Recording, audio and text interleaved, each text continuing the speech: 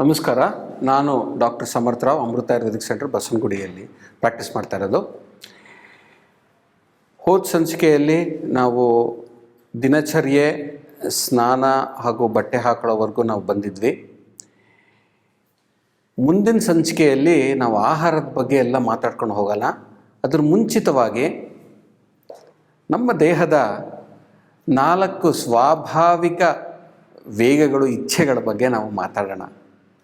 ಇದನ್ನು ನಾವು ಜಾಸ್ತಿ ತಡೆಯೋಕ್ಕೆ ಹೋಗಬಾರ್ದು. ಇದ್ರ ಮುನ್ನ ನಾನು ಒಂದು ವಿಚಾರ ತಿಳಿಸ್ಕೊಡ್ತೀನಿ. ಆಯುರ್ವೇದ ಏನು ಹೇಳುತ್ತೆ ಅಂದರೆ, ನಮ್ಮ ಮನಸ್ಸಿಗೆ ಬೇರೆ ಬೇರೆ ಥರದ್ದು ವೇಗಗಳು ಬರುತ್ತೆ, ದೇಹಕ್ಕೂ ಕೂಡ ಬೇರೆ ಬೇರೆ ಥರದ್ದು ವೇಗಗಳು ಬರುತ್ತೆ. ಇದನ್ನು ಧಾರಣೀಯ ಅಧಾರಣೀಯ ವೇಗಗಳು ಅಂತ ಹೇಳ್ತಾರೆ.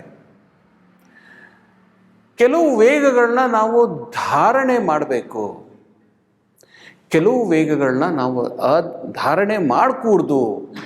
ನಾವು ಕೆಲವು ವೇಗಗಳು ಧಾರಣೆ ಮಾಡೋದ್ರಿಂದ ನಮಗೆ ತುಂಬ ಆರೋಗ್ಯಕ್ಕೆ ಒಳ್ಳೆಯದು, ಕೆಲವು ವೇಗಗಳನ್ನ ನಾವು ಅಧಾರಣೆ ಮಾಡೋದ್ರಿಂದ ಕೂಡ ಆರೋಗ್ಯಕ್ಕೆ ಒಳ್ಳೆಯದು. ಸೊ ಈ ರೀತಿ ಬೇರೆ ಬೇರೆ ಧಾರಣೀಯ ಅಧಾರಣೀಯ ವೇಗಗಳು ಅಂತ ಇದೆ. ಮನಸ್ಸಲ್ಲಿ ಬರ ಎಲ್ಲ ವೇಗಗಳು, ಕಾಮ, ಕ್ರೋಧ, ಲೋಭ, ಮೋಹ, ಮದ, ಮಾತ್ಸರ್ಯಗಳು, ಇದನ್ನು ನೀವು ಧಾರಣೆ ಮಾಡಬೇಕು, ಅಂದರೆ ಕಂಟ್ರೋಲ್ ಮಾಡಬೇಕು. ಮನಸ್ಸಿಗೆ ಕೋಪ ಬರ್ತಾ ಇದ್ದರೆ ಕಂಟ್ರೋಲ್ ಮಾಡಬೇಕು.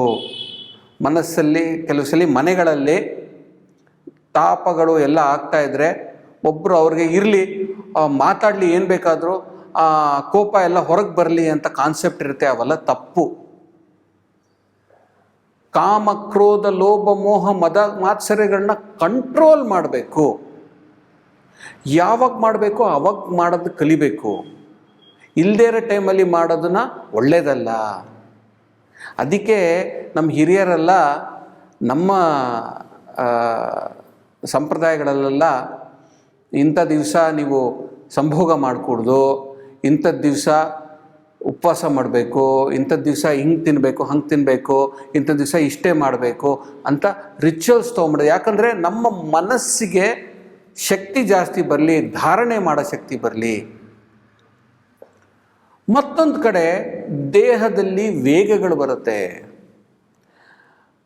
ಹಸಿವು, ಬಾಯಾರಿಕೆ, ಮೋಷನ್ ಹೋಗೋ ಅವಸರ, ಒಂದಕ್ಕೆ ಹೋಗೋ ಅವಸರ, ಗ್ಯಾಸ್ ಬಿಡೋ ಅವಸರ, ನಿದ್ದೆ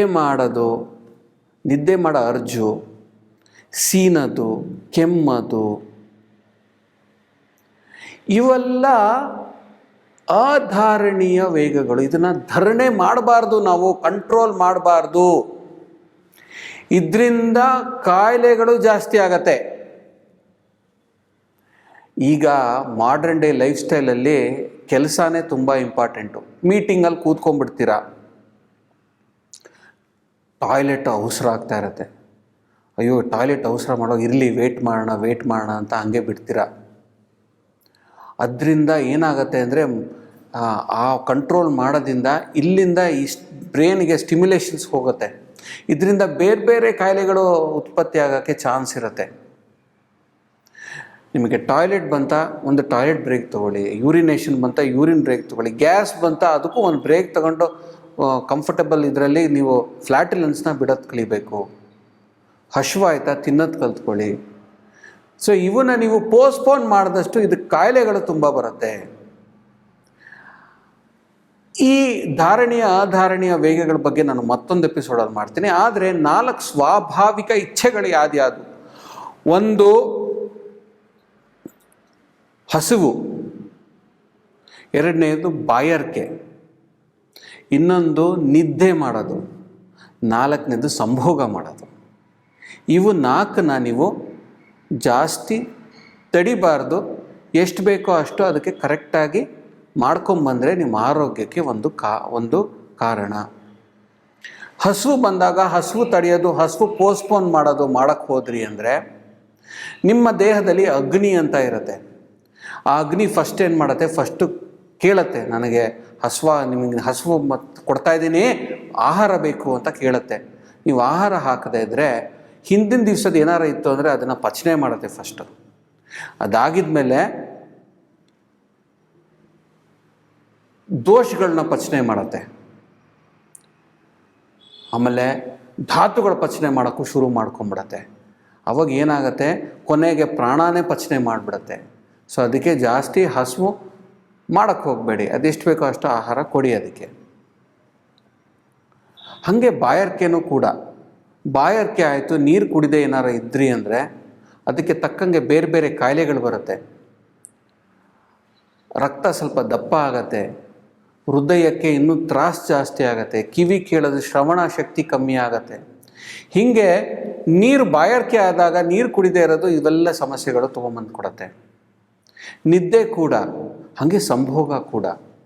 ಈ 4 ನೀವು ಕರೆಕ್ಟಾಗಿ ಪ್ರಮಾಣವಾಗಿ ಎಷ್ಟೆಷ್ಟು ಬೇಕೋ ಅಷ್ಟು ತಕ್ಕಂಗೆ ನೀವು ಕೊಡ್ತಾ ಬಂದ್ರಿ ಅಂದರೆ ನಿಮಗೆ ಒಳ್ಳೆಯ ಆರೋಗ್ಯ ಬರುತ್ತೆ.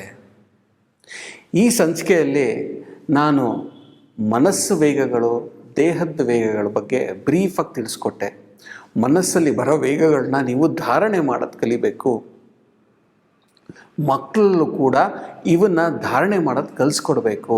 ಆ ಮಗು ನನಗೆ ಇವಾಗಲೇ ಐಸ್ ಕ್ರೀಮ್ ಬೇಕು ಅಂತ ಕೂತ್ಕೊಂಡ್ರೆ ಅದಕ್ಕೆ ಐಸ್ ಕ್ರೀಮ್ ಕೊಡಬಾರ್ದು, ಅದನ್ನು ಕಂಟ್ರೋಲ್ ಮಾಡೋದು ಕಲಿಸ್ಕೊಡ್ಬೇಕು. ಅದೇ ಮಗು ನನಗೆ ಹಸುವಾಗ್ತಾಯಿದೆ ಅಂದರೆ ತಕ್ಷಣವೇ ನೀವು ಆಹಾರ ಕೊಡಬೇಕು. ಹಸುವು ಹಾಗೂ ಇಚ್ಛೆಗಳು ಇವು ವ್ಯತ್ಯಾಸ ಮಕ್ಕಳಿಗೆ ತಿಳಿಬೇಕು. ಮನಸ್ಸಿಂದ ಬರೋ ವೇಗಗಳನ್ನ ಕಂಟ್ರೋಲ್ ಮಾಡಬೇಕು. ದೇಹದಿಂದ ಬರೋ ವೇಗಗಳನ್ನ ಧಾರಣೆ ಮಾಡಿಕೂಡ್ದು. ಇದರಿಂದ ಆರೋಗ್ಯ ಪ್ರಾಪ್ತಿ ಆಗತ್ತೆ. ಈ ಸಂಚಿಕೆಯಲ್ಲಿ ಇಷ್ಟೆಲ್ಲ ತಿಳಿಸ್ಕೊಟ್ಟೆ ನಾನು. ಮುಂದಿನ ಸಂಚಿಕೆಯಲ್ಲಿ ಮತ್ತೊಂದಷ್ಟು ತಿಳಿಸ್ಕೊಳ್ಳೋಣ.